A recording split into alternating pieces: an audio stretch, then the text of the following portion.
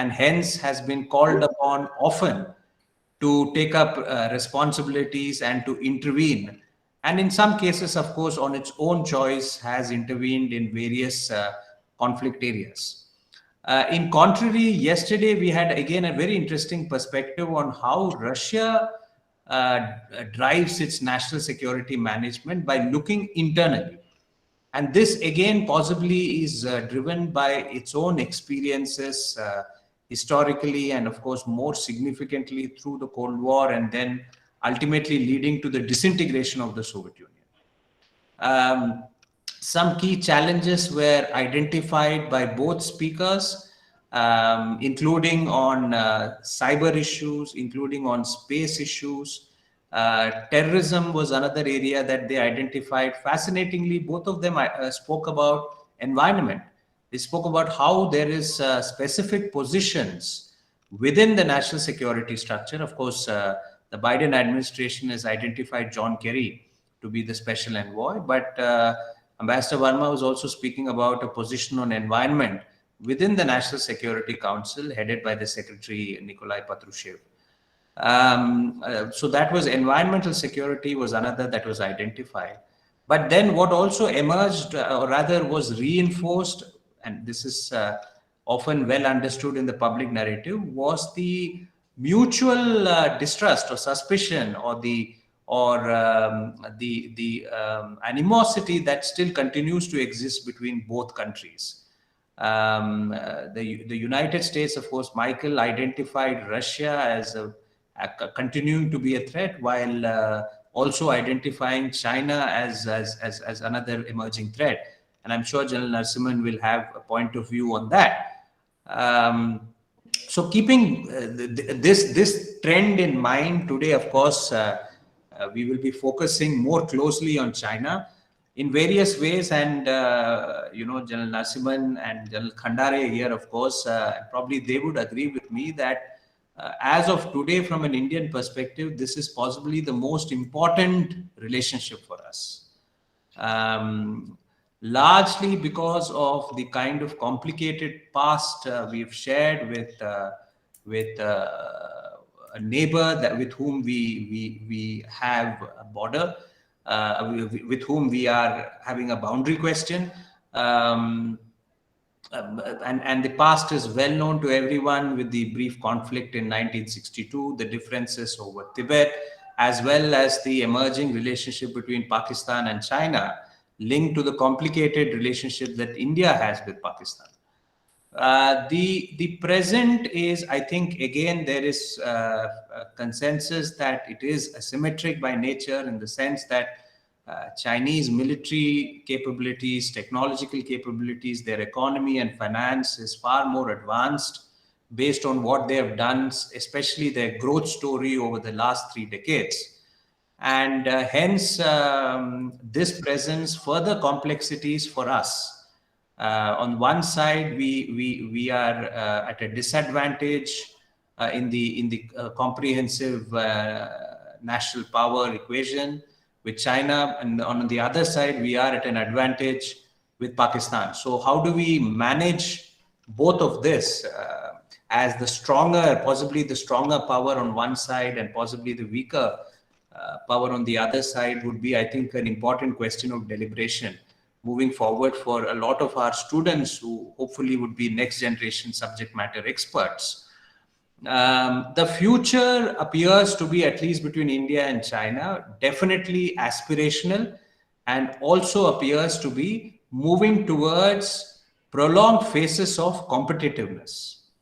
While there is opportunities for cooperation, and we have seen that in various pockets, spurts, unfortunately, that has not been prolonged, and there have been, more outstanding divergences that seem to have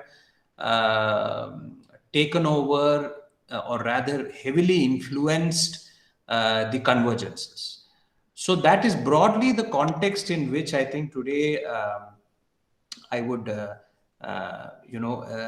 set the context in for General Narasimhan to speak on. Very quickly, General Narasimhan needs no introduction, because he is, often appears on the media. I'm sure a number of you who may have been following China and international relations would have seen him, on TV explaining the position in terms of what is happening, for example, on the standoff, and what has been the Indian positions. General Narasimhan, of course, he's been very kind enough to also be associated with us in our school as an emeritus resource faculty member.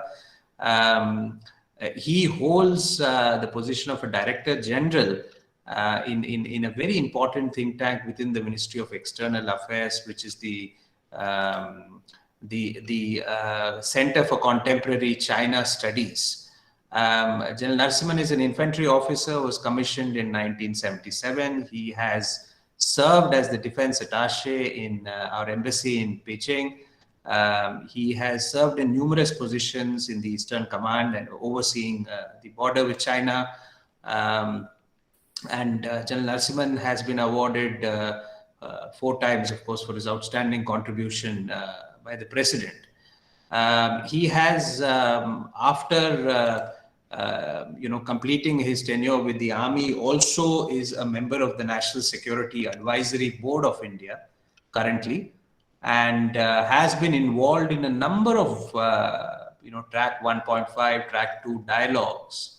And so we can't get a more pertinent expert to speak to us on matters of national security, particularly on China. So with those words, sir, I would request General Narasimhan, of course, to deliver his address, and then we can have an interaction. Thank you very much, Venkat. It is very kind of you to have introduced me in that manner. I only hope I deserve all that you said. Thanks to RRU and also to the conference organizers for giving me the opportunity to share a few thoughts on how China manages its national security. I do have a presentation. I'm going to share it with you at this point in time. Just give me a minute.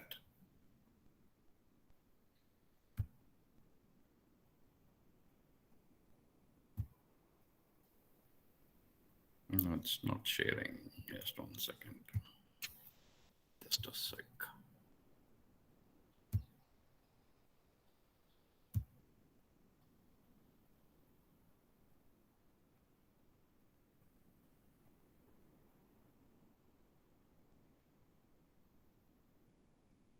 Just give me a sec. Sure, sir. Please take your time. If you are facing a problem and if you think you can email it to me, then I can share it on your behalf also, sir. Just 1 second. I'll do that. I think that will be simpler. Sure. But, I had sent you an email, sir. Yeah. Reply on that. Just a second. Just a second.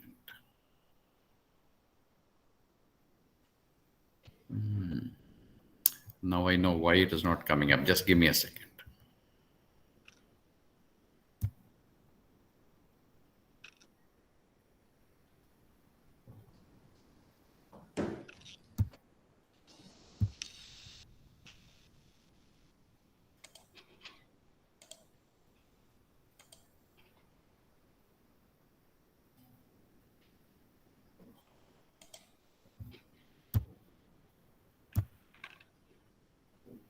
Can you see the presentation now? Yes, sir. Yes. Let me go on to full mode. Yeah. Is it okay? Perfect, sir. Perfect. Yeah. We can see. Yeah. Firstly, China manages its national security through some of the core interests that it looks at. So I put those core interests here. One is preserving China's basic state system and national security. National security, we all understand. The basic state system, by which they mean that the regime of the Communist Party should be paramount. So this is something that they have to ensure in all their actions and interactions. So this is the first point. The second point is, of course, on the national sovereignty and territorial integrity, which I'm sure every country looks at as a core interest. The third one is the continued stable development of China's economy and society. Again, basically to ensure the well-being of the citizens of the country. This is something that China actually looks at. And lastly, reunification of motherland. That is where there are certain aberrations that come up. When you say reunification of motherland, basically at that point in time, they were talking about unifying Macau, Hong Kong, Taiwan. So now Hong Kong and Macau are actually being joined with the country. They were reunified. The point that is left with is Taiwan, which is actually a matter of concern for them. And the core interests are not actually sacrosanct or fixed. They keep changing as per the requirement. For example, recently, about 3 years ago, they also added South China Sea as a core interest. So you find the core interest also may be shifting, and China's security interest will keep shifting as per that. In fact, in the 2019 Defense White Paper, when they talked about the role for PLA, they are also talking about PLA protecting China's interests all over the world, globally, which implies that the PLA's role will be increasing, so will be China's core interests, and so will be China's national security management. So this is the first point I think we need to understand. Second thing is, I'm going to show you a slide where it shows the organizational structure of the national security system. If you look at it, on the top of this, you find the Central Committee of the Chinese Communist Party, headed by General Secretary Xi Jinping, and he is also the chairman of the National Security Commission. I'll talk about the National Security Commission in the next slide, but just understand this organization first. It has got two vice chairmen. One is Li Keqiang, who is the premier, and the other one is Li Chanshu. These are the three people who are the leaders as far as the Central National Security Commission is concerned. When the National Security Commission was established in 2014, it was presumed that it will be mostly looking at the internal security of the country. But as I go along in the presentation, you will realize that it also spends approximately 40% of its time on the external security aspects of the country. Under this National Security Commission, you have various organizations. You find the ministries and state council bodies on the left. MFA, of course, is Ministry of Foreign Affairs, Ministry of Defense. The MSS and MPS I'll talk about in detail later. That is the Ministry of State Security and Ministry of Public Security. It also has the Ministry of Commerce, the NDRC, National Development and Reforms Commission, and SCIO, that is the State Council Information Office, and People's Bank of China. In the party organs, you have the rest of the things like International Liaison Department, which also has United Front Work Department, about which I'll talk about a little later. The CCDI is actually Central Commission on Discipline Investigation. That is the CCDI. And other things are self-explanatory, so I'll not be speaking about it, but have a look at it. Central Military Commission is an important aspect as far as national security of China is concerned. One point I would like to tell you, whatever these organizations are, they also go down to the provincial level organs. So whatever you find the structure that has been given here, you will find the same organizational structure kind of a thing going down to the provincial level. The national security of China is looked at in 16 different policy fields, which I have shown on the slide. You can have a look at it. One of the rest of the things almost are common to everybody. You can see that deep sea security, nuclear security, etc., etc. Venkat spoke about the ecological security. Please also look at the ecological security that has been nominated here. One important thing that I would like you to look at is in the top right. There is a polar security. This is something again that you need to keep in mind. The polar security, they got lot of interest in the Antarctica. They have a lot of interest in the northern sea route, that is the northern in the Arctic. So the polar security is something again that they talk about. So this also you need to keep in mind. Now, coming to China's National Security Commission, this is the highest organ. The China's National Security Commission was created by Xi Jinping in 2014, as I told you earlier. It supervises all kinds of foreign and domestic security issues, but mostly domestic security issues. And CNSC also included the People's Liberation Army representatives on a permanent basis. There were 4 of them in that particular organization. The mission at that point in time was very well defined. An overall approach to national security, coordination of the agencies in charge of national security, and prepare for any kind of crisis management, both inside and outside China, which tells us only one thing, that China's national security is a comprehensive whole of internal security and external security. It has got 2 vice chairmen, as I've told you about, but please also note this gentleman, Ting Xuexiang. This Ting Xuexiang is a gentleman who is extremely popular, extremely, I would say, important. And generally, he accompanies Mr. Xi Jinping on all his visits, etc. He is also an important person in the party, and he is one of the contenders, maybe for a promotion in the upcoming party congress in 2022 October. So basic thing is, this is a structure that they created basically to coordinate various organs, which I showed you on the second slide, so that there is no duplication and one doesn't cut across the other as far as their interfering in the working is concerned. So this is something which we need to keep in mind. As I told you earlier, as far as domestic issues are concerned, this China's National Security Commission spends about 60% of its time, and approximately 40% of the time it spends on the external security issues. The other organ which I told you I'll speak to you about is the Ministry of State Security.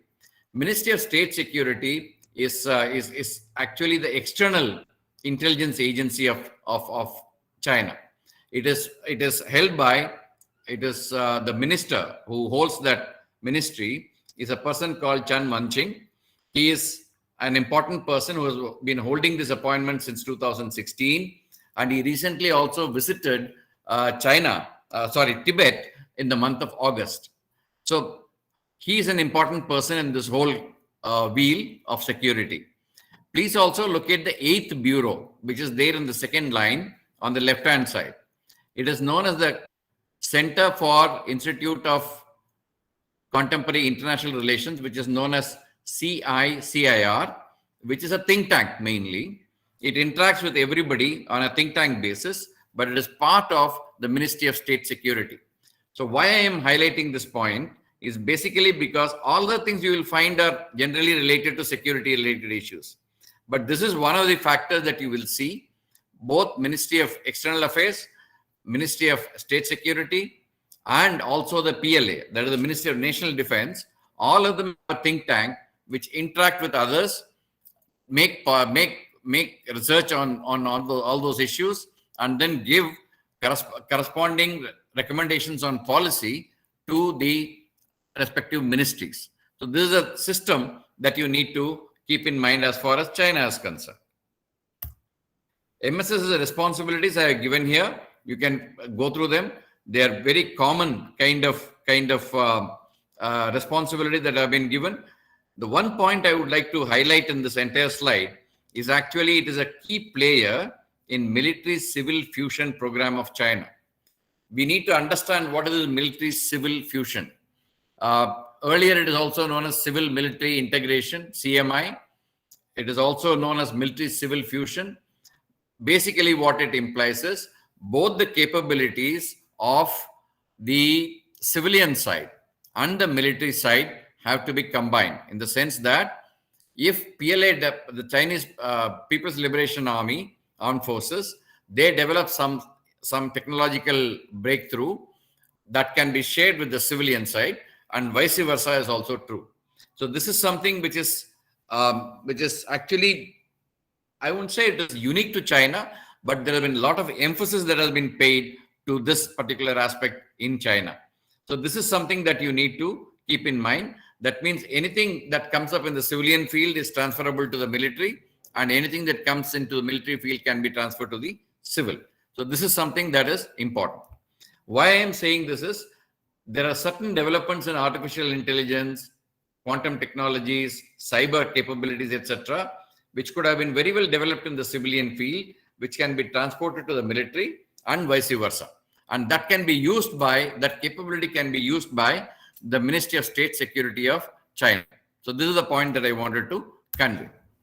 Next comes the Ministry of Public Security. Excuse me. Ministry of Public Security is headed by a minister called Chow Kercher, and that gentleman takes care of the Ministry of Public Security. What does it mean? Ministry of Public Security typically caters for the internal security of the country. And this you will find all the aspects that they work on is given on the right and left side of that particular column.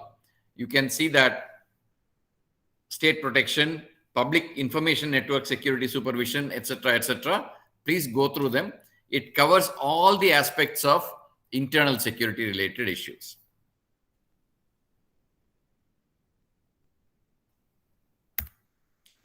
The responsibilities of the Ministry of Public Security are given here. It talks about anti-terrorism.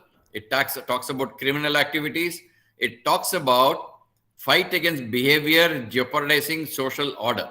This is something that you need to take note of. Anything can be clubbed under this particular heading or this particular responsibility of Ministry of Public Security. The reason why I am saying this is, like for example, there was a movement called Falun Gong in China, which is actually a spiritual movement. It's got nothing to do with religion. But since the followers increased as far as that particular movement is concerned, they came against that Falun Gong and they banned it. So similarly, anything that they could cover under this particular heading of social order, you talk about Uyghurs being dealt with, you could talk about the Tibet being put under control. All those things can be actually covered under this particular heading. Ministry of Public Security also deals with, it is known as Kungan in Chinese. It also deals with giving protection to embassies, giving protection, taking care of the forests and securing the forests, etc., taking care of gold mines, whole lot of other things that the Ministry of Public Security handles, actually speaking. And also talks about management of gatherings, parades, and demonstrations. Like, for example, a couple of years ago, you found the ex-servicemen of the People's Liberation Army.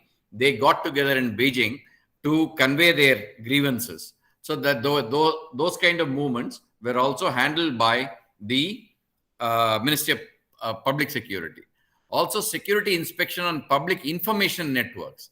So this is something, again, we all know that the internet is quite a bit controlled in China, maybe an understatement. It's very well controlled in China.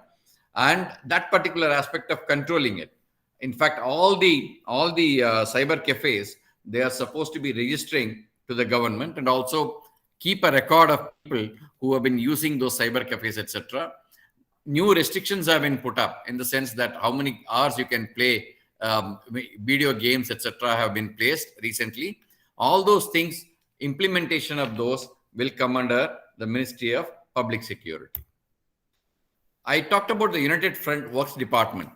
This is a little unique to Chinese system. You need to understand this. The United Front Work Department is also part of the International Liaison Department. They actually handle a lot of things, like, for example, information management, psychological warfare, having control of Confucius institutes which are working outside the country. They have a whole lot of things in that. So you can see the kind of responsibilities that are associated with United Front Work Department. You can have a look at them. So this is something which will tell you, this is, for example, the influence operation that Chinese plan is mainly through the United Front Work Department. They have something known as a Hanpan, which actually funds them, organizes them and funds them, and also takes care of the information that comes back from any of these overseas operations that the organs of the UFWD conduct internally and externally both. You can see the headings under which this work department functions. The responsibilities of United Front Work Department, you can please have a look at them. This is something which I have explained to you. Just read them once so that you get a flavor of what kind of activities that United Front Work Department conducts. Please also look at using of overseas Chinese to counter anti-China propaganda in foreign countries and encourage the Chinese diaspora to participate in politics of adopted countries to influence the outcomes of elections, etc. So because of this, there has been a lot of pushback against Chinese Confucius Institutes, language institutes, etc. Basically because they interfered with the academic functioning or the political functioning, or also in certain cases in the economic issues of certain countries. Like, for example,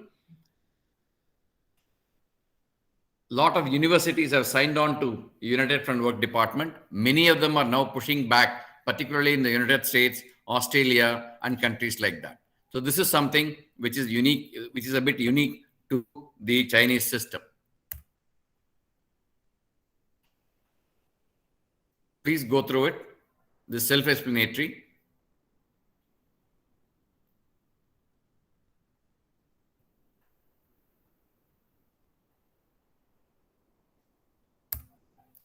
Now comes the People's Armed Police. People's Armed Police is part of the Ministry of, earlier, it used to be having a dual command and control system. It was also part of the Central Military Commission. It was also listening to the State Council.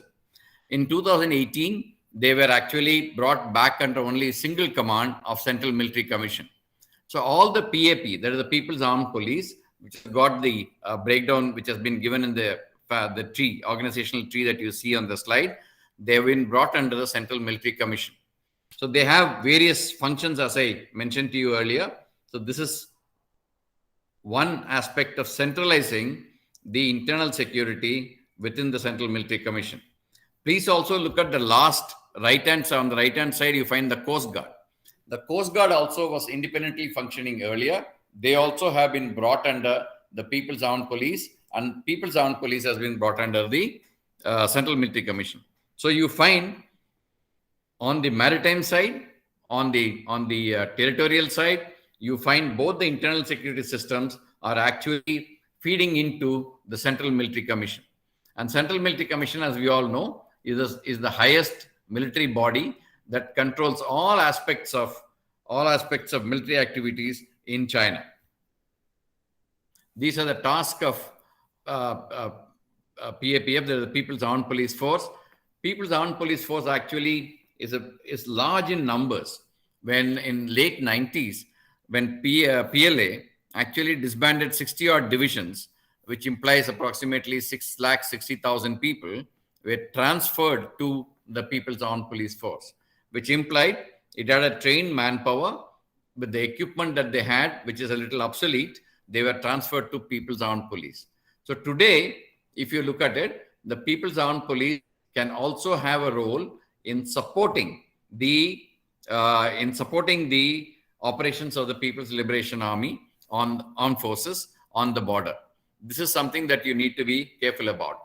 Also, the border defense regiments or the border defense troops, which actually guard the border of China, they belong to this organization called the People's Armed Police. It talks about internal security, maritime security, maintaining public order, and assisting the PLA in times of war. This is something that we need to keep in mind. The Coast Guard also has come into the PAP, as I mentioned to you earlier. This is the organizational structure of the Coast Guard. You can see that Qingdao, which is on the left-hand side, and Shanghai in the middle, and Guangzhou on the right, they generally correspond to the fleets that the Navy has got. So this is something, again, Qingdao is the Northern Sea Fleet. Shanghai, close to Shanghai, there's a place called Ningpo. Ningpo is the place of the Eastern Sea Fleet, and Southern Sea Fleet is in a place called Chanjiang, which is closer to Guangzhou. And so these are the three which are actually relating to the Navy fleets that they have. But the point to note here about the Chinese Coast Guard is twofold. One, the ships of the Chinese Coast Guard today are even bigger than the destroyers. I mean, they talk about a Coast Guard ship which is actually carrying a dead weight of DWT of 10,000 tons and beyond, which is huge. So these can also be used in kind of emergency situations to support the PLA Navy. That is the One point that you need to understand. The second point is there is something known as blue men. Blue men are not part of the Coast Guard.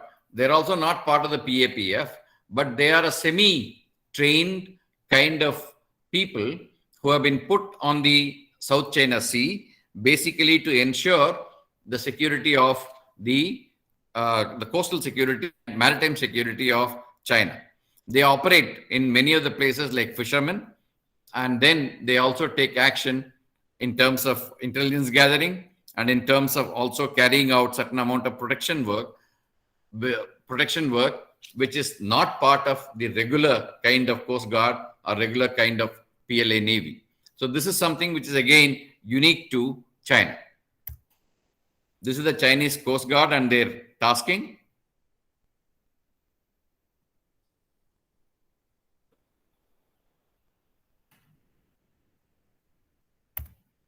I will stop here and I'll take on the questions if there are any.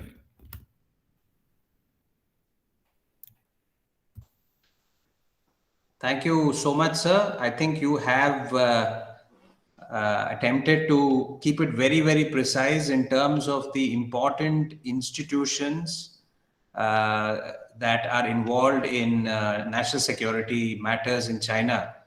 And you've given us a broad sweep across internal security with the police force, with the Coast Guard, as well as with the border defense troops, which are focused on the borders. I think I would want to now, one point that comes out interestingly, I think, and this again, because we've had the benefit of having these two talks yesterday and day before yesterday, was how day before yesterday, the American speaker emphasized on the external sort of outlook of the United States, and how in one of the future national security priorities of the United States, he mentioned specifically terrorism, and interestingly, he used the word homegrown terrorism as a challenge. So very clearly, the external outlook of the United States now needs to be balanced with what they are perceiving as certain domestic challenges emerging. In fact, he went on to specifically mention about that Capitol Hill incident, leading to the presidential transition.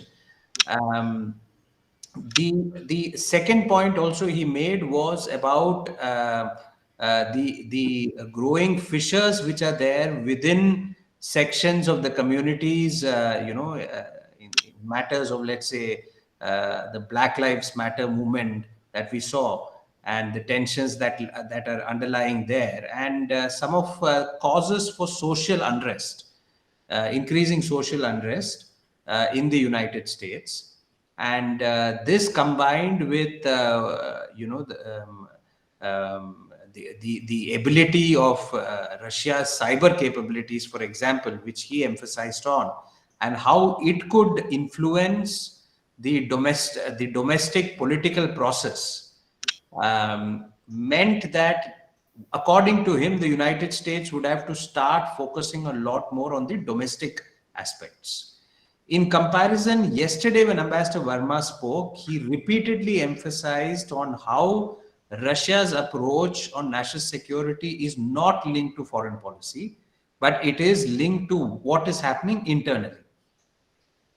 In comparison to both of this, today you have spoken about an amalgamated approach by the Chinese, where there is a coordination specifically on external and internal matters, possibly driven on one hand by ambition, as being the Middle Kingdom, being a rising power, or, they call it the peaceful rise, and at the same time also this anxiety which exists because after all it's a controlled system, and hence internal challenges do exist, and that probably means that internal security issues also are. So I think this is one fundamental point, sir, that seems to come out as a key takeaway when I look at all these three countries.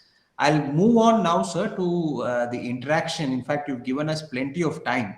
And we have a number of people here who are, I know, who've been working on China for a number of years. Professor Gore has already raised his hand, and sir, I'll give you the thing, sir. Please go ahead, sir. Good afternoon, General Sir.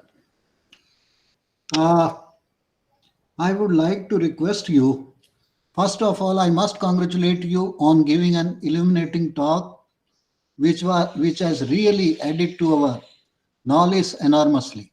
Thank you.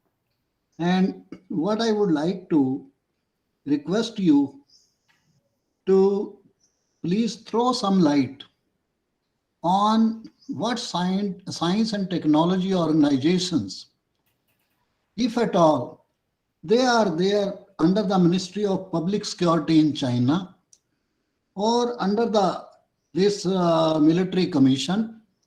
Nothing has been, you can say, mentioned. There must be certain organizations. And moreover, I feel, sir, the security setup, as I have visualized from your slides, that is highly intensified as far as China is concerned. Do we not need to create a ministry like Ministry of Public Security or some other ministry in our country? There should be some thought process like that for creating some sort of, you can say, integration between different wings of Army, Navy, Air Force, or police, or different scientific and technological organizations. As far as, sir, question of exchange of capabilities and development between military and civilians is concerned, I feel that this is taking place in our country, and in the years to come, it would intensify to a large extent. And we are moving in that direction. Rather, we had been doing it earlier also, but not to the extent. Things were certain, compartmentalized. So that's what I wanted to request you, sir, if you can exchange something with us on these aspects. Thank you. Thanks for those questions, Dr. Gore. It's they are very good questions. Let me throw some light on it because of shortage of time, it's extremely difficult to explain all aspects. Let it be very brief, sir. Yeah, absolutely. What I'm trying to say is, like, for example, we do have a Science and Technology Ministry. Similarly, China has also got a Ministry of Science and Technology. They have their own organizational setup, and they actually facilitate more of R&D because in China, the R&D is mostly government funded. They fund approximately 3% of their GDP, which comes to about $400 billion only for R&D part of it in China. So whatever development take place, those are placed under the Ministry of Public Security and Central Military Commission and everybody else. Right, that is one point. The second point is there is a National University of Defense Technology in China. They also develop technology for defense-oriented purposes. In addition to that, you find the use of artificial intelligence to a major extent in internal security systems in China. You also find the use of I would say a phenomenal amount of use of cyber capabilities in monitoring things that are happening in China. Those are all developed by various ministries, but then they're put under the control of all these people to use. So this is an integrated system that you have, which works. Sir. In our country, I agree with you totally. We need to integrate our resources in all these issues, which is actually a work in progress at this point in time. There are certain, what is happening is, even for example, if you want to look at the cyber capability that we have many agencies working on it. Yes, sir. So the integration is something that we are now looking at. Even cyber agency has been created to look at certain issues. So similarly, the integration is also taking place in some kind of a fashion. But my caution is, let us not actually try to replicate what is happening in China. Living will become very difficult if we do that. Sir. Yes, so that is something that we need to keep in mind when we do this. Sir. Thank you. Thanks a lot, sir.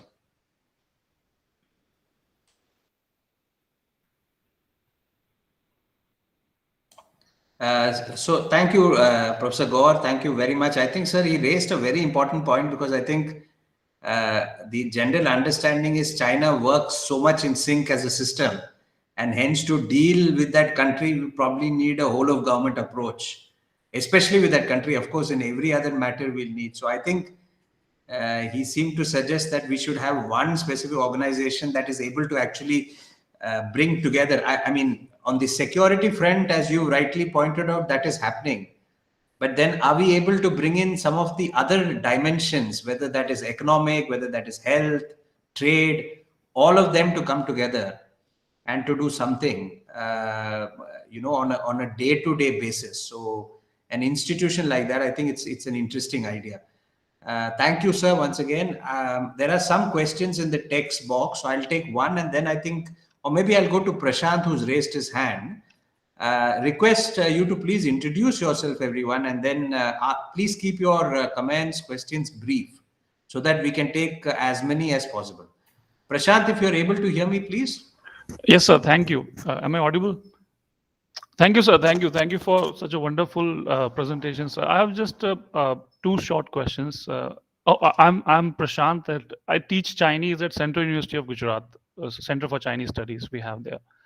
My first question is, sir, one gathers from the presentation that there has been a lot of centralization which has gone in last decade or so since Xi Jinping has come to power. So what has driven this centralization of power in this military, the overall commission which has come up? And number two, like, how does the security setup of China looks at India? That is the other question I have. Thank you, sir. Good questions again. The reason for centralization was two. One is, you all would have followed, if you're teaching about China, you would have followed this. The anti-corruption campaign that Xi Jinping started. Corruption was pretty rampant. I can give you from my personal examples, right from a parking lot attendant till the highest level you could have actually looked at corruption in China. So that is one of the aspects that I think brought in this kind of centralization. That is number one. Number two, there are too many organizations. Like, for example, the second slide which I showed you, if you look at the organizations that are there, at least you can count 10, 12 of them. So if 10, 12 organizations are functioning independently, like, for example, I also told you about the People's Armed Police working in two ways, one with the Central Military Commission and the other with the State Council. Now, what has happened? Because they were also in the State Council, the local party leaders at the lower levels in provinces, counties, and prefectures, they started using this PAP as their own personal kind of a system, and they started employing to do personal issues. So all these things actually forced Xi Jinping to actually centralize this into some form, and that created some kind of integration of the resources, and also to ensure the optimum utilization of those resources. So that is the reason for centralization is one thing. Sorry, what was the second question, Prashant? So how does the Chinese security setup looks at India? Like, what are their perceptions of India? Because as Dr. Venkat also mentioned, that how we are looking at China. So similarly, if we just see how the other side looks at India, that sort of. I would say the feeling is mutual. If we look at China with distrust, they also look at us with distrust. That is the fact that we need to. That is the bottom line, because most of the Chinese writings that we go on a daily basis, we monitor it. It indicates a feeling that India is losing its strategic autonomy concept. It is going too close to US. Its main contention is to contain China, etc., etc. So there's the same feeling that we have towards China is a feeling that they actually reciprocate towards us. So this is something that we need to live with till the time somewhere we resolve the issues related to boundary and other issues and gain the trust of each other. I think this will be the trend that we will see. Thank you, sir. Thanks a lot. Thank you, Prashant. Thank you so much. I'll go to a question on the chat box. Abhinava Sarkar, says, thank you very much, sir, for this presentation. It was very informative. How do you predict the possibility of plausible deniability from various offshoots that are going to be used by China and its PLA in conventional and near conventional ops? Are we going to see more of the little blue men in the future? That's a good question again. I mean, I'm quite impressed by the kind of questions I'm getting today. First thing is about the possible deniability from his various offshoots and going to be used by China.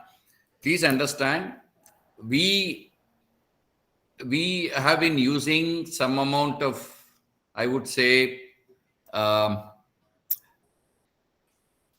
amount of resources with plausible deniability. I will leave it at that. I'm not going to go beyond that. Similarly, you will find the Chinese also wanting to do this. So what has happened is, you find last year, I'm sure if somebody of you have been following it, you would have realized that Chinese want to recruit Tibetans into their forward areas and for deployment. In fact, what we get to know is that one of the units has already been commissioned and they are deployed in Chumbi Valley in the area of Farizo. So some kind of deniability would always be retained by, I'm sure, any side that goes into some kind of an issue with the other country. But little blue men is a different ballgame.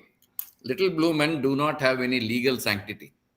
So if they are found to be in our shores or in our waters, they can easily be handled because they do not have the legal sanctity and they do not have the kind of, they're not in the Geneva Convention or any other thing that actually governs the forces that come opposing. So those can be handled well. By the way, you find a lot of these fishing vessels of Chinese in closer to our waters in Bay of Bengal or in even the Arabian Sea to some extent. So this is a phenomenon that we have been actually looking at closely, and our Coast Guard as well as the Navy are well aware of this, and they actually are on the lookout for such operations. Even if the activities increase, the problem they will find is sustenance. Sustain they can't. So they can be handled easily. That's not a problem that I see. Thank you, Abhinava. Before I take the next question, I have Jabin who is here with us. And Jabin, I know you would like to say something. So please go ahead. You've been following China for a very long time. Please go ahead. Thank you, Venkat. First of all, let me compliment you and the Rashtriya Raksha University for organizing such an important topic. And I apologize to General Narasimhan for coming just a little bit late. Teacher's time is no longer his own. Sir, I'll just take off from a response to to Prashant's question.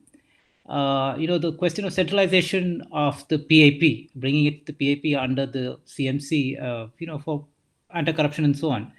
But there are these two other things that are related. One is the budgetary responsibilities. Has the funding of the PAP also been completely centralized, or do local governments still have a role to play? And I suppose a related question is, what is the division of authority between local governments and the PAP when it comes to the maritime militias? I think that's also something that we do not have much clarity on. And please, if I might abuse my time, just one more question is, again, related, is what is the general trend in the representation of the PLA and PAP in central and provincial government legislatures? This is a very important, unique feature of the Chinese system, that the military men have a fixed quota, a certain quota of seats in their legislatures. What is the current trend since the start of the Xi Jinping era? Thank you. All the three questions are quite again interesting.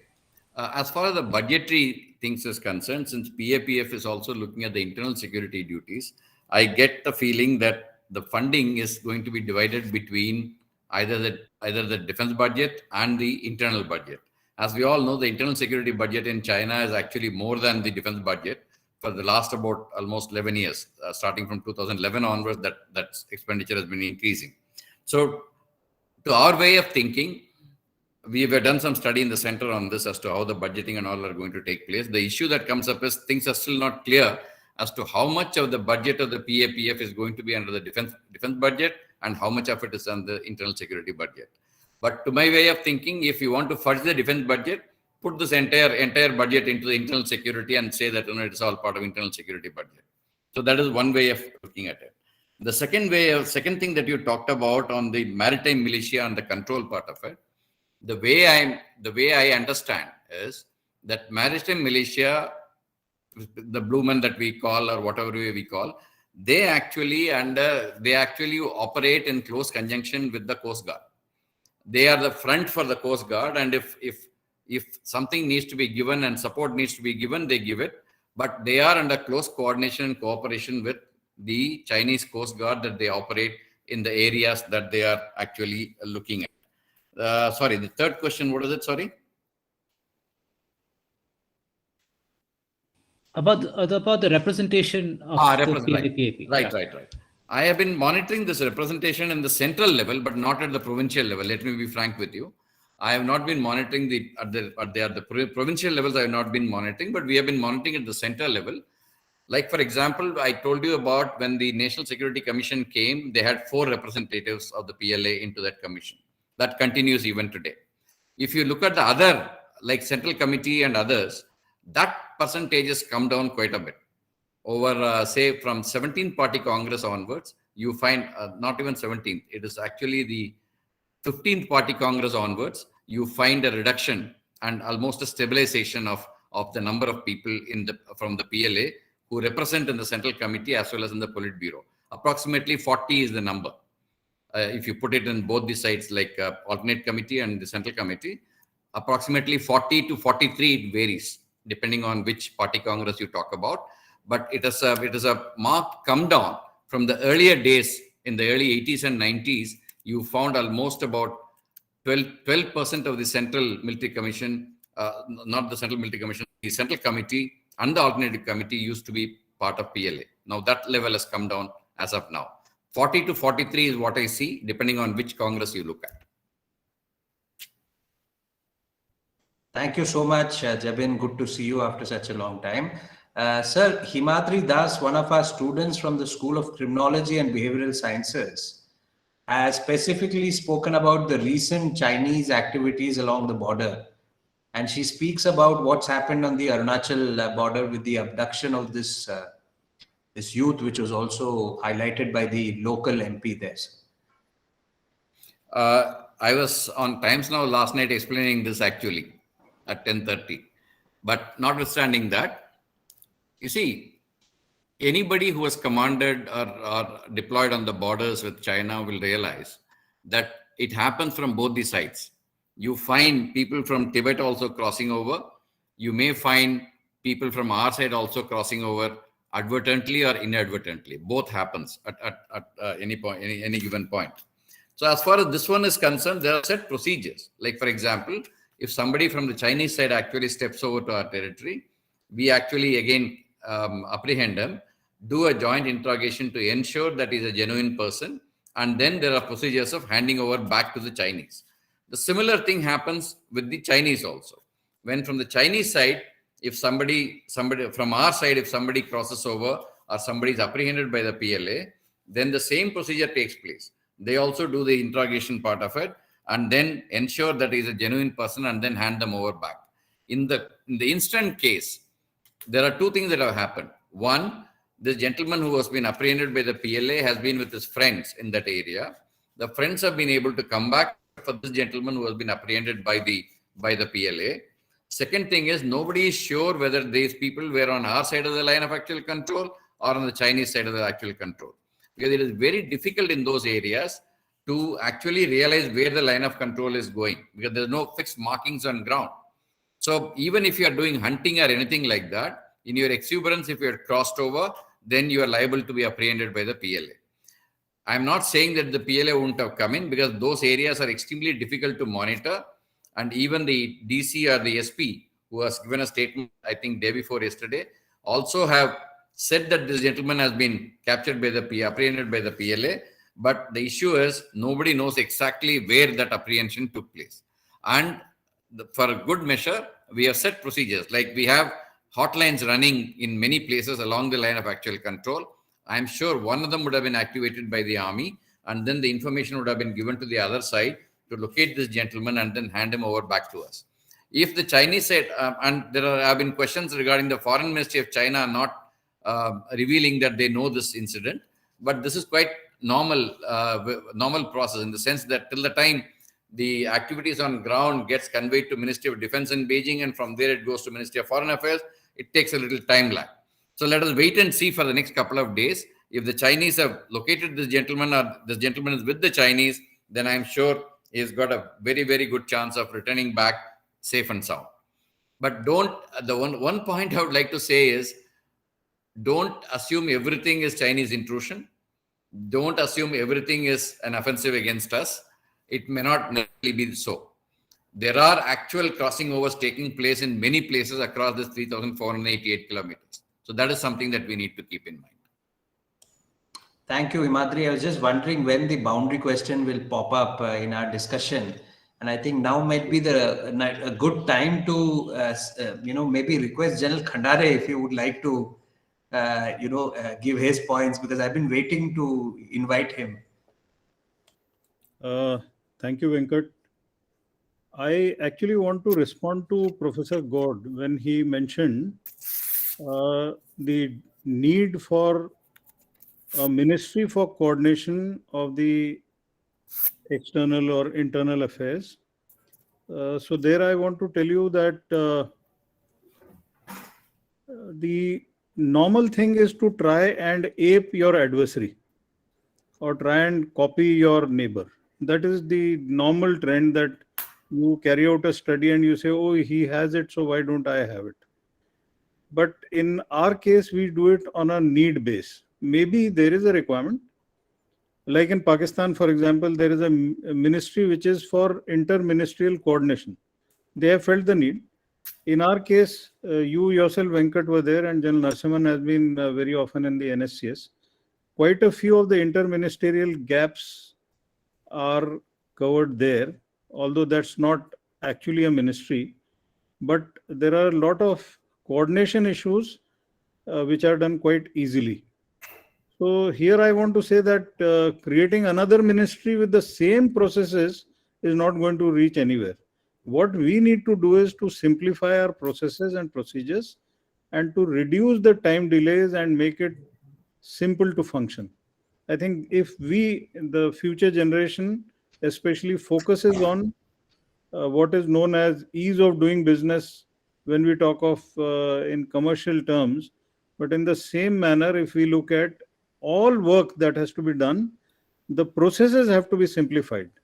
You know, it's very good to say that we are there to protect the system, but you can protect the system as long as it is worth protecting. If it gets outdated and antiquated, then what are you protecting?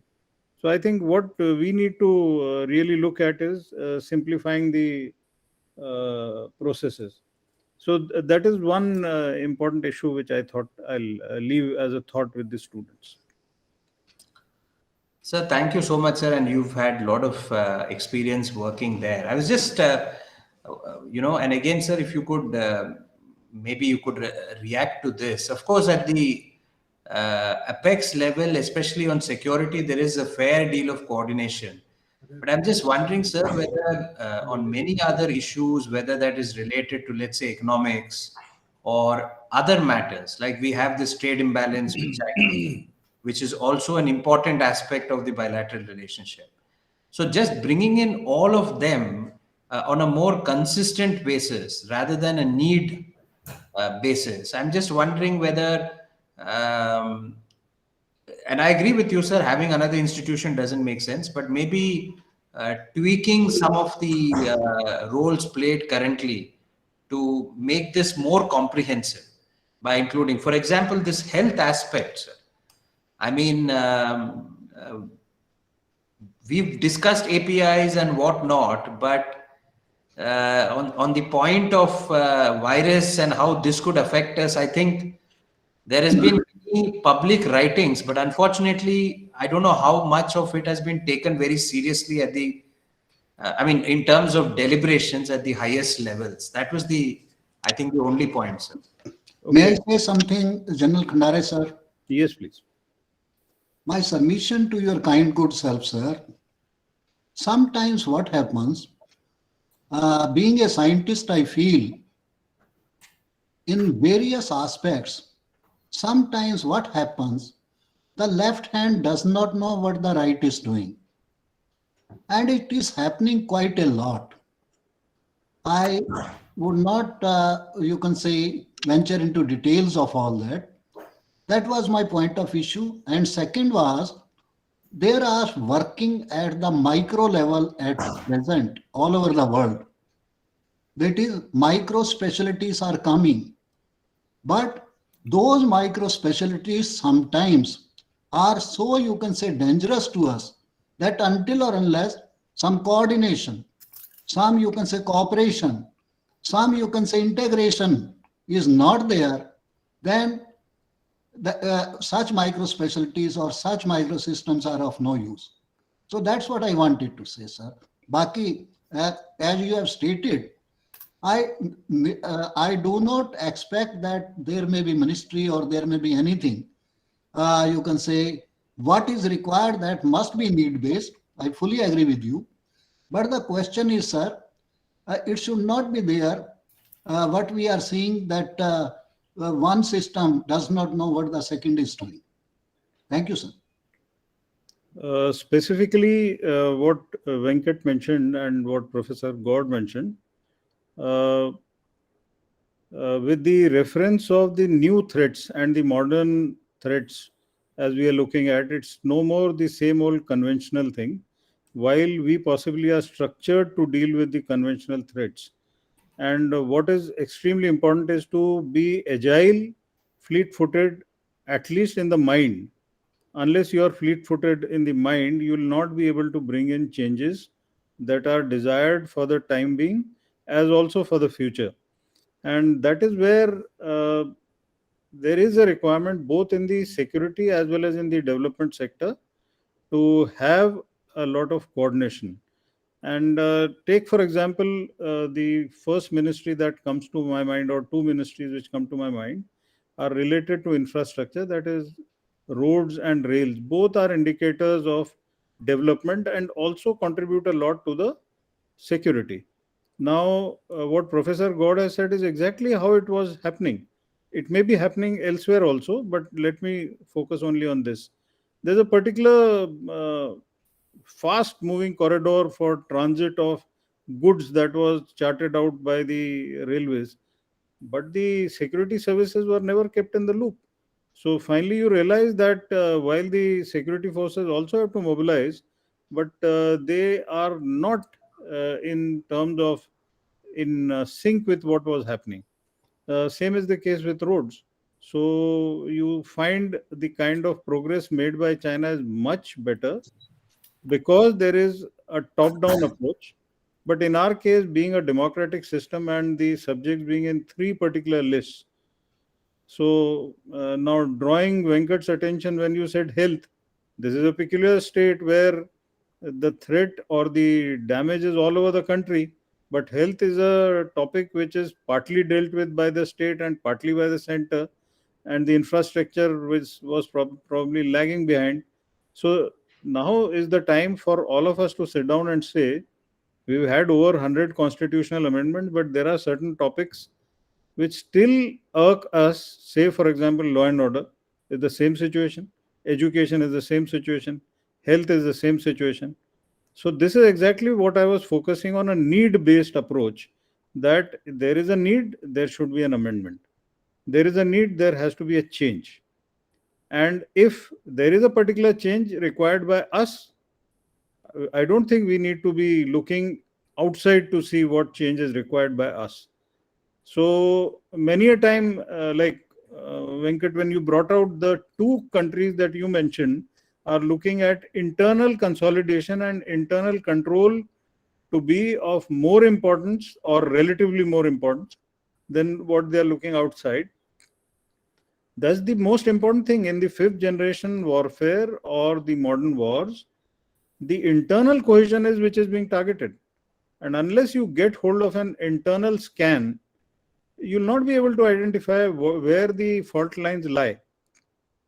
So while it is extremely easy and good to go on an environmental scan externally, but what is most important is a critical internal scan.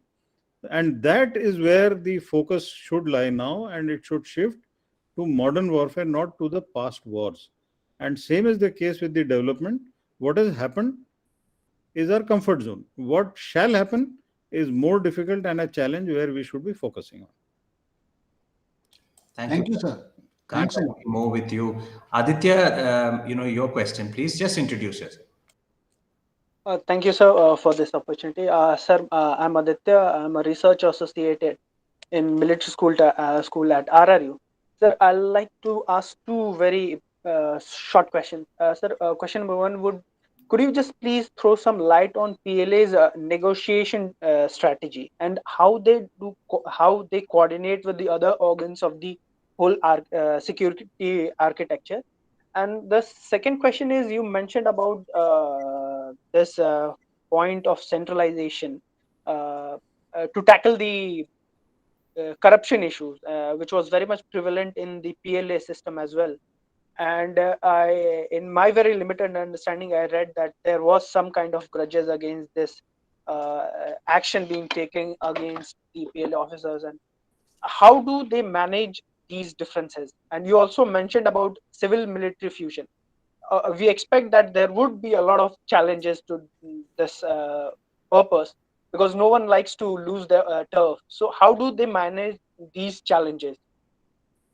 Thank you, Okay. sir. As far as PLA negotiation skills are concerned, it is a separate subject by itself. But I would say that they make use, for one thing is they do good preparation. Two, they have a good institutional memory. Three, they come with a pre-brief as to what needs to be achieved, and they stick to that particular requirement of theirs. And time is not of a concern for them. Time can go. Even these talks are taking 12 hours, 13 hours every day. So time is not of a concern. They have no deadline to achieve.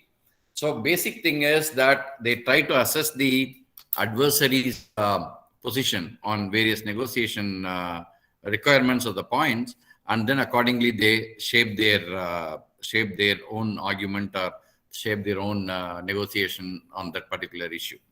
Actually, it is a huge subject. I have done a presentation on it separately, but that will take a long time. So I'll say that, simply speaking, that they come with good preparation and good institutional memory because they are there for long periods of tenure wherever they are posted. So that gives them the basic institutional memory that comes up with it. That is one. Second thing is on the centralization, the grudge in PLA. The opposite is also true. People who are getting targeted have a grudge against the action that is being taken. But the junior levels feel that, okay, he deserved it. That kind of a feeling. Where this gentleman has been corrupt, he has been troubling us, and so somebody is taking action against him, and so I'm happy.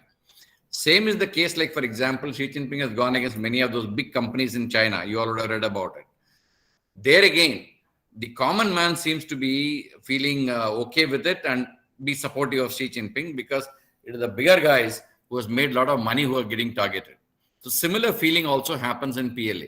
Though there were rumblings, but there is no major kind of movement or major kind of reaction to the anti-corruption measures that have been taken on in PLA.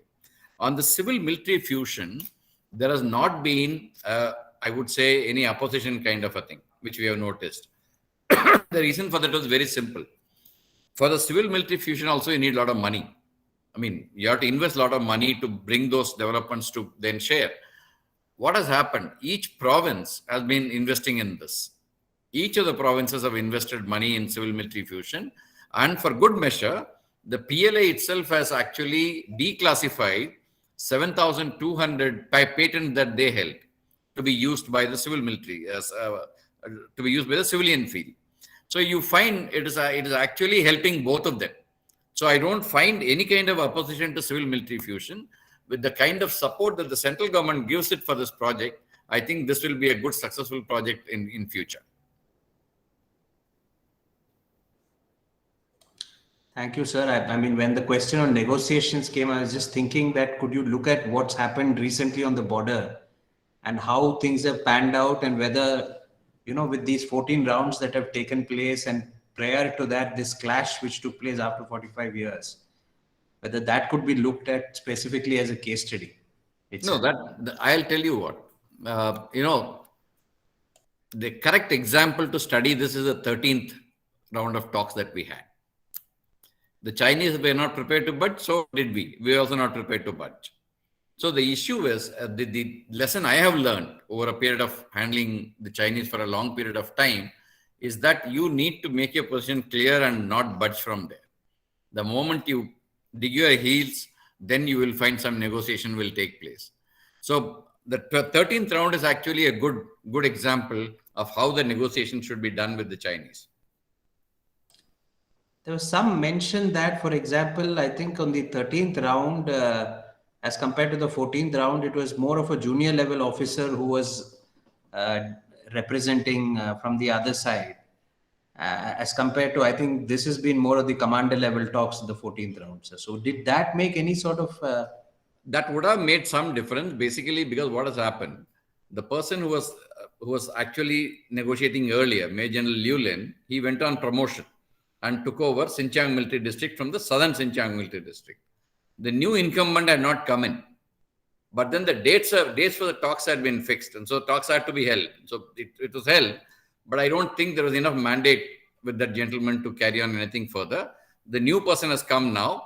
I think that will work out much better. I think probably in the next round of talks, we may have certain amount of positive progress in these talks. So there's one question in the chat box again from one of our criminology students. And I think she's talking about Chinese investments in the global media. This is about information warfare, sir. I think she's also mentioning about Indian media, sir. So I don't know whether that is something you may like to clarify. No, she's right in saying this. Like, for example, you find the Chinese ambassador in India taking a full page kind of a advertisement in, say, Indian Express or Hindu or any such paper. I'm not only naming those two, it could be any other paper also, it's fine. The thing is, paid news does not have credibility. I have handled the public information for the army for a couple of years. The basic thing I learned was paid news does not make an impact. So that is the first point that we need to keep in mind. The second point that we need to keep in mind is we need to be rather more proactive in handling this kind of information. In fact, the Chinese embassy is actually very proactive in Delhi. I mean, if somebody meets some Tibetan, somebody takes part in a Tibetan dinner, next day you will find some kind of letter going out of the embassy.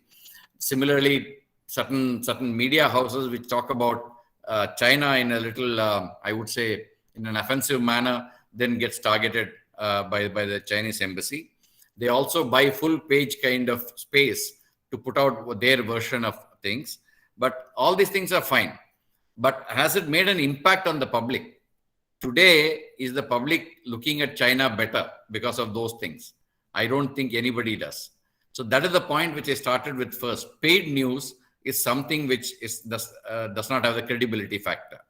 So instead of that, what we need to do, he says, what should we do to tackle the information warfare?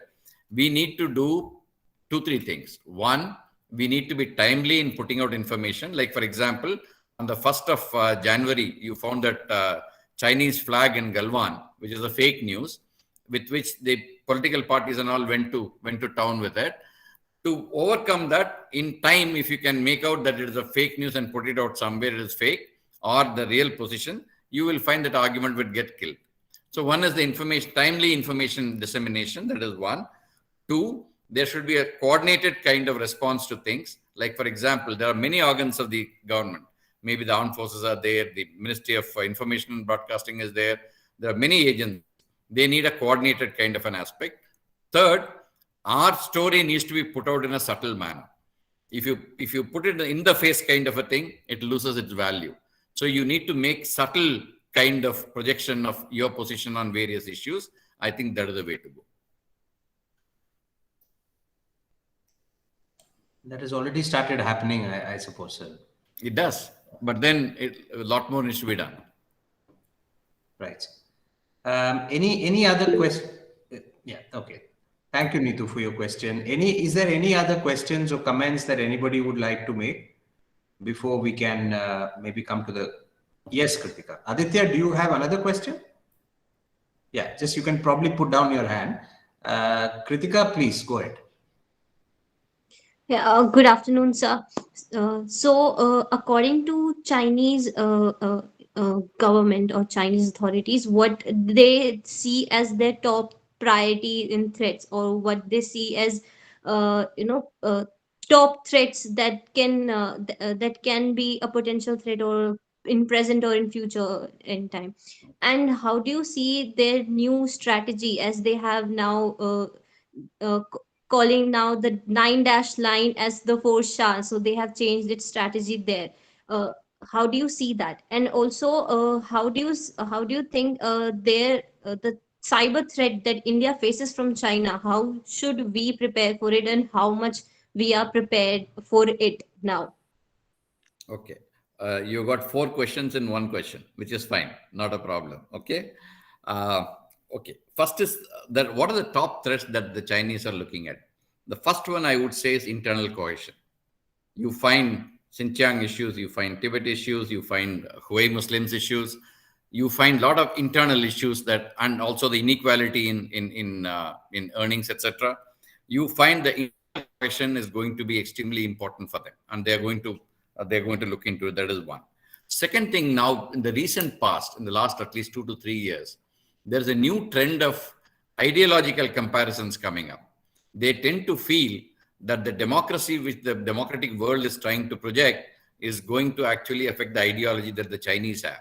That is the second point that they will be worried about. And the third point is they also tend to feel that there are a number of countries which are trying to contain them. Like, for example, Quad came up, Indo-Pacific came up. They were very worried about it, and they are extremely reactive to it. So that is the third issue, that there are groups of countries which are trying to contain China. That is the external dimension. And the fourth dimension is the economy part of it.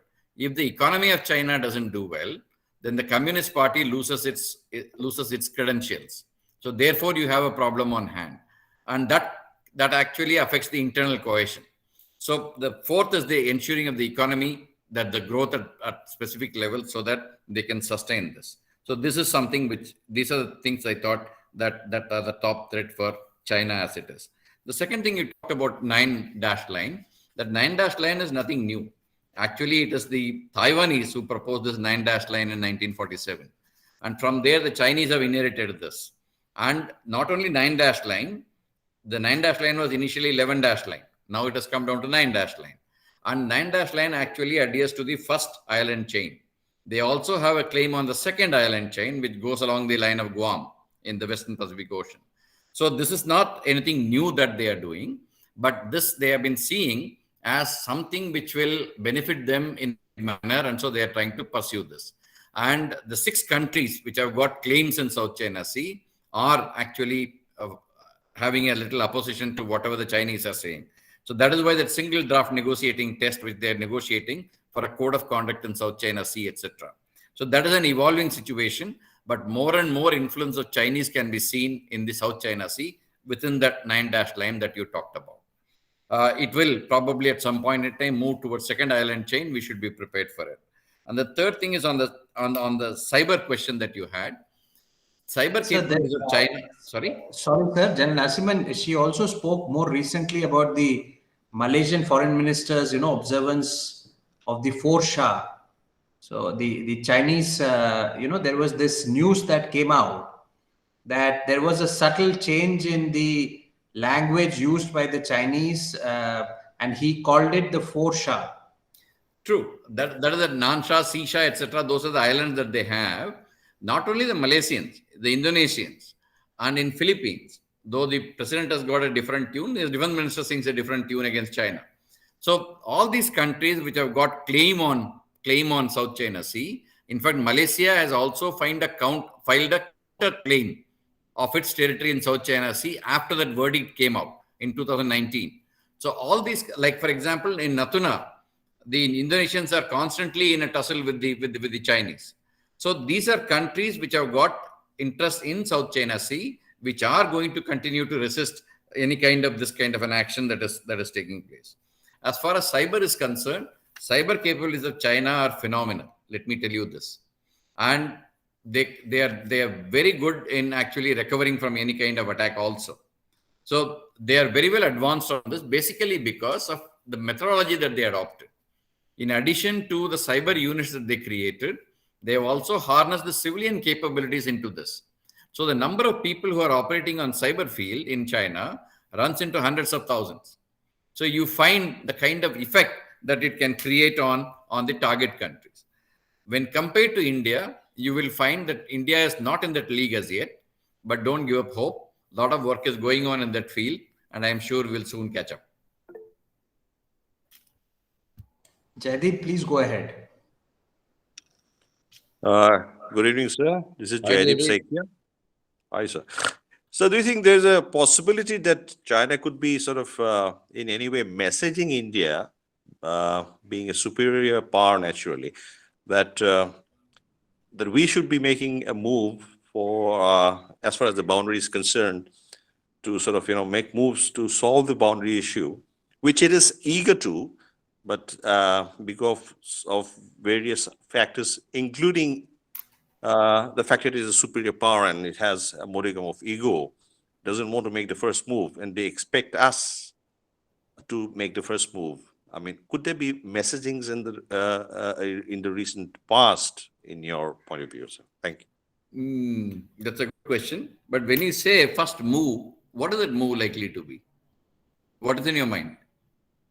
What is that move that you're talking about? I mean, we've been talking about this bilaterally for a long time now, General. But fact of the matter is, the as is where is basis, for instance, as far as certain sectors or subsectors in the. Okay, I get your thrust.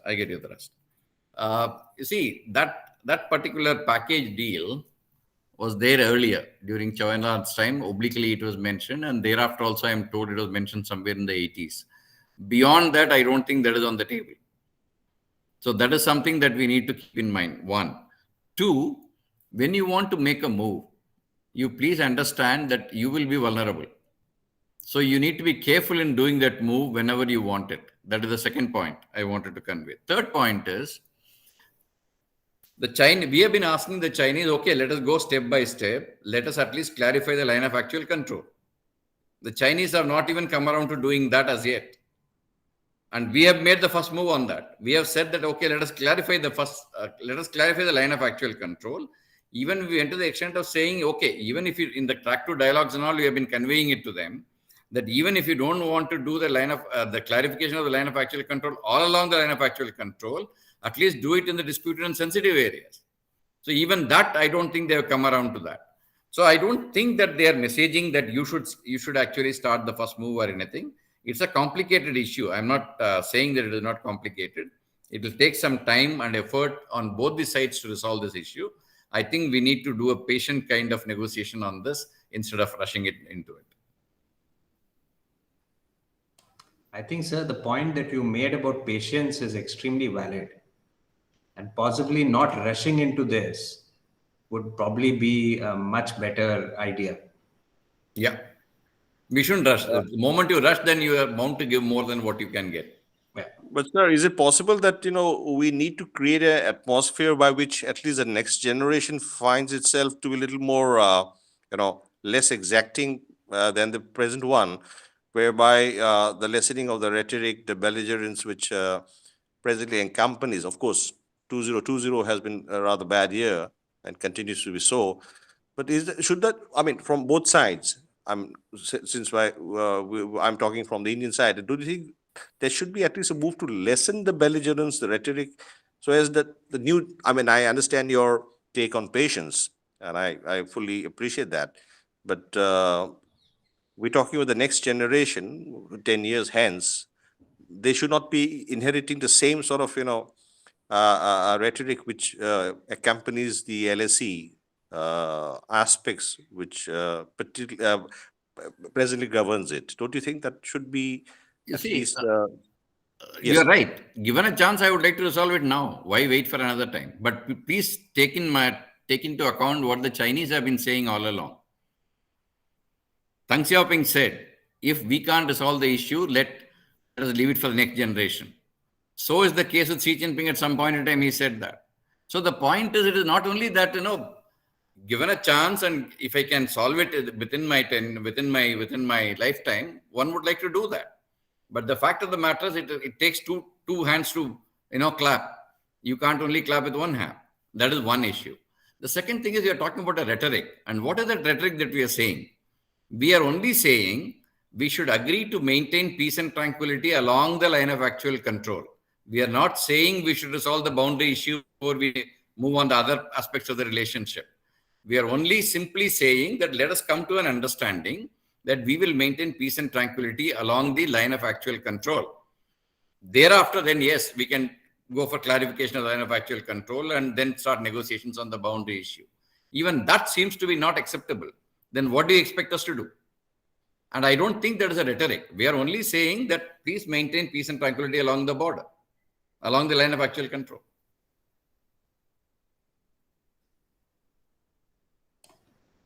Thank you, Jaideep. I can see Aditya and Kritika again have raised their hands. I think this will keep going. I think after these three questions, let's wind up. Let's wind up, yeah. Aditya and Kritika, please be absolutely precise. Kindly unmute yourself. Okay. Okay, sir, you mentioned about patience, and I fully acknowledge that we should be patient with the Chinese.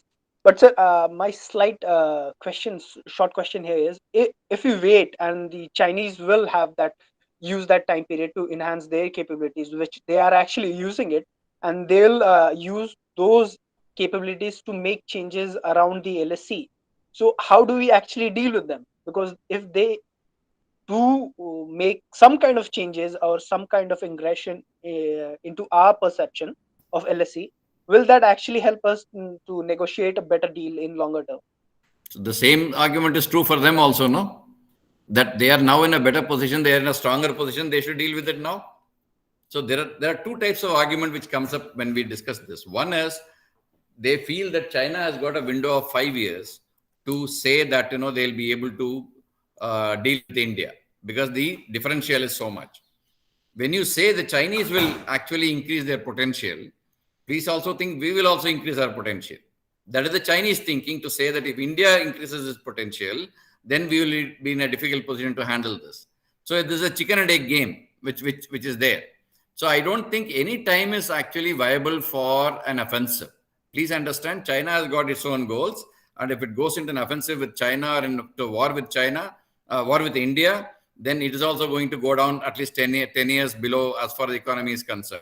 So it is not an easy thing for today China to take a call on how to deal with India in an offensive manner. I don't think that's on the cards anywhere. If that was the case, then 2020 would have been different actually. They could have moved in much larger and much earlier and then created problems for them. That doesn't seem to be the logic. So we shouldn't go with this logic of the differential in powers, and the differential can go either way. We can also grow, then that differential could reduce, then what happens? So the counter question is also true. Yeah, Kritika.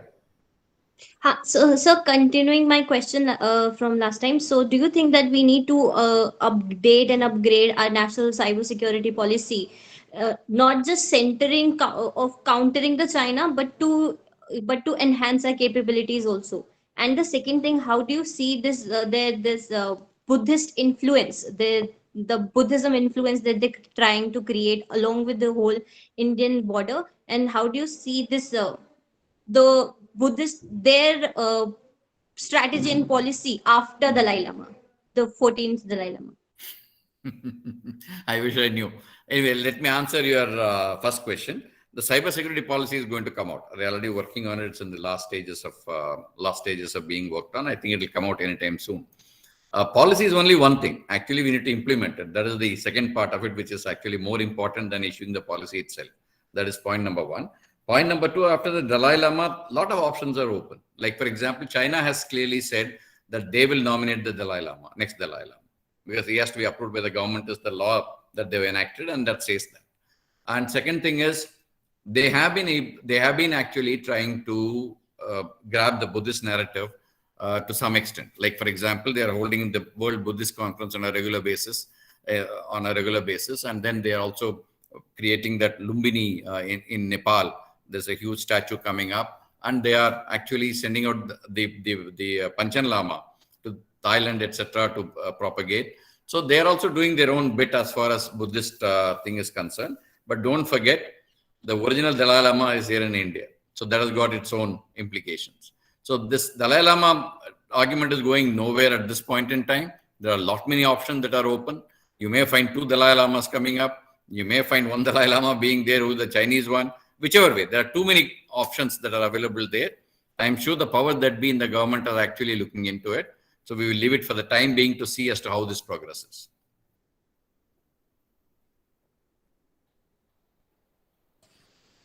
Thank you very much, sir. I think I'll very quickly, ask a couple of questions myself, and then we finish.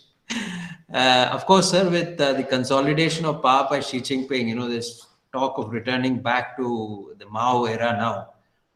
And we all know how that went and finally led to the emergence of Tang Shopping and the group of elders, and then this arrangement which was made. So if we sit today and gaze into the future, because at some point of time Xi Jinping has to, will not be around, could we possibly identify the next Tang Shopping? And if yes, who do you think that would be, sir? I know you've mentioned Tang Shushang. I don't know whether he would be, or would it be a Li Shanshu?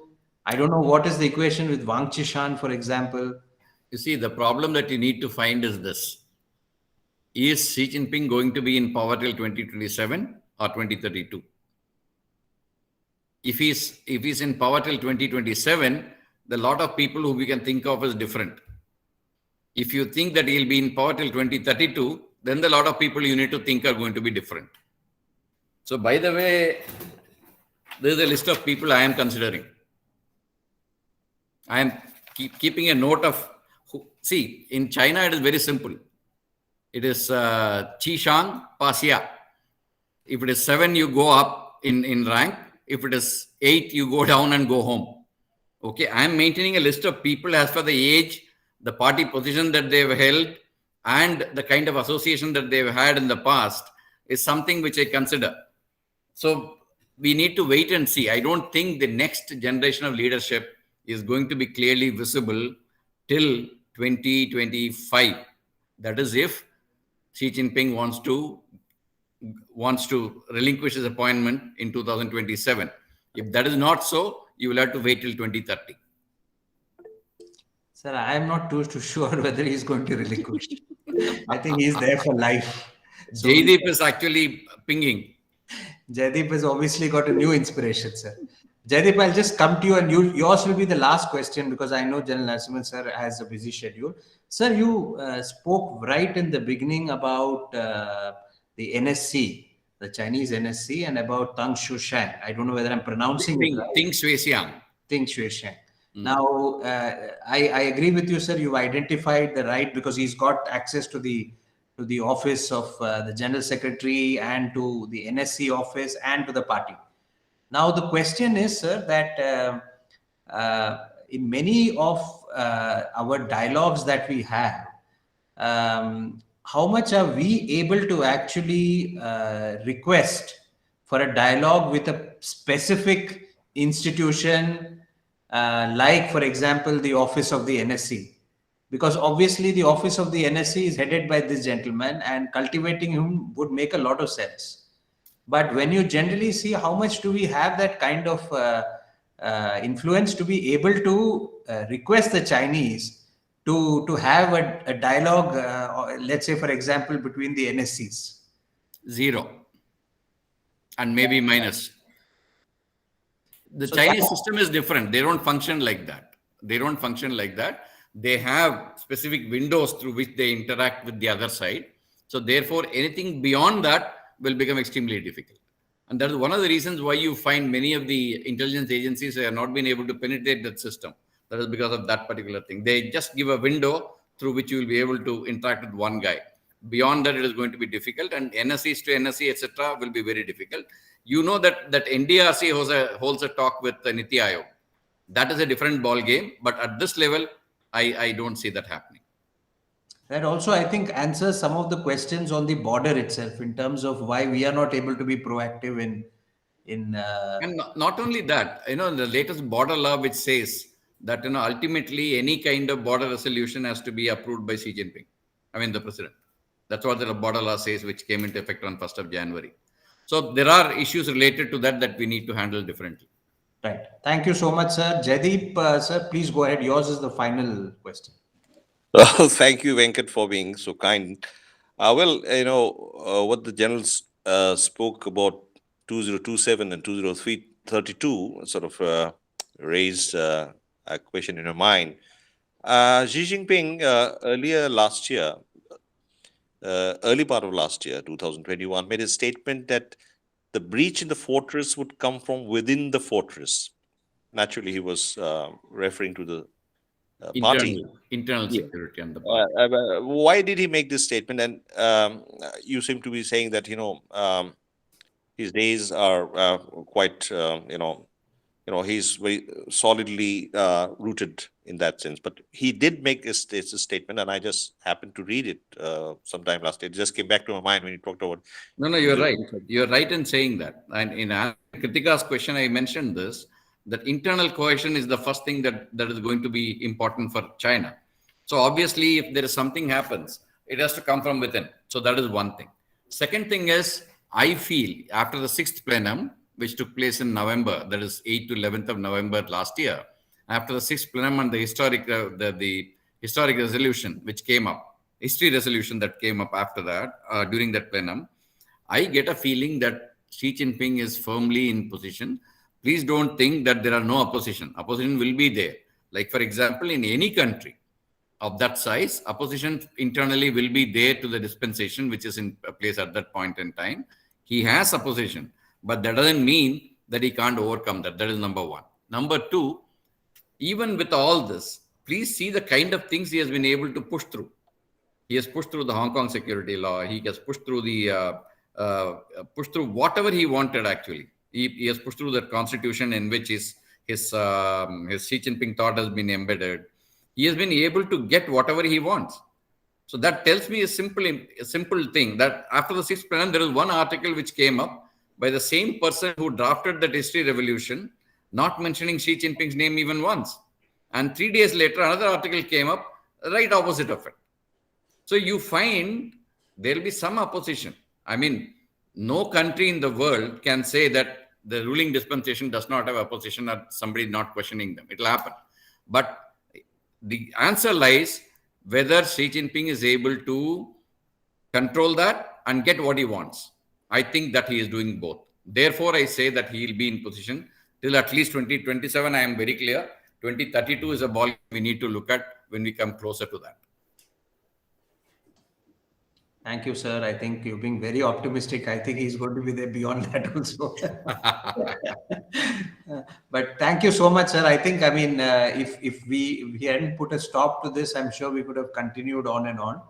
And, we've had 3 really excellent talks, sir. And General Narasimhan has given us a wonderful insight into possibly the Chinese mind and how, for example, especially from the Indian point of view, how do we look at China and how China sees itself. So this, when compared to Russia and the United States, I think will give the students who are here excellent sort of comparative analysis of how major powers, structure their national security, management, their decision making, their institutions. So I want to thank you, sir, because I know you holding multiple. You're wearing multiple hats, so it's not easy for you to take time out, but you have done that, sir. Thank you so much. And please continue, along with you and General Khandare, of course, who's been patiently with us. Please continue to guide us, sir. Wherever you think that we could actually make a difference. Couple of things, and this definitely, the 3 talks that has happened, we're going to put this together and send it across to all the the important stakeholders. That process is already on, so very soon we'll do that. We'll send a document across.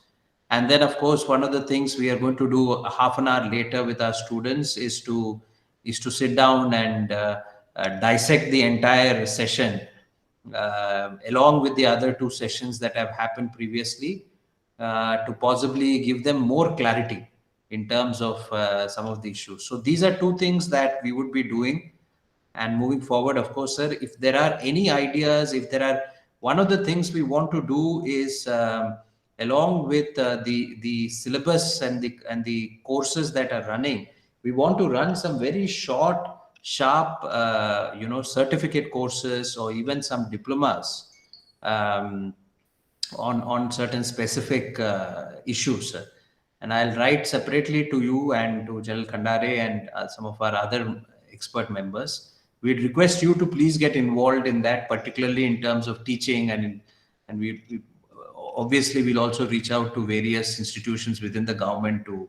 So these are things that we have in mind, and we'll write to you on this, sir. And if there are any other ideas, General Khandare has already given us a couple of ideas, and I have to get back to you, sir, on that, which I will. Thank you so much once again, Narasimhan sir. Thank you, Khandare sir. Thank you very much, everyone. Have a very nice evening, and please stay safe. Khandare sir, are you? See you, sir. Bye, sir. Yeah, Venkat. Yeah, no, I thought you wanted to say something.